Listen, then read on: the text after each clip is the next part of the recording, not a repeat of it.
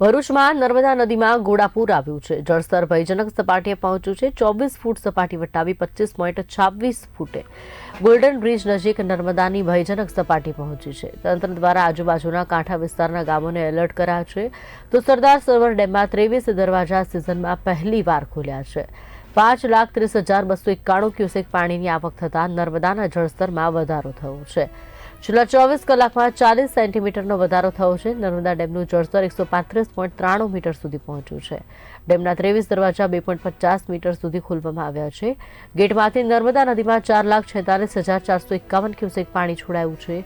તો ભરૂચ, નર્મદા અને વડોદરા જિલ્લામાં એલર્ટની સ્થિતિ છે. નર્મદા નદી કિનારે સ્થિત 27 ગામડાઓમાં એલર્ટ જારી છે.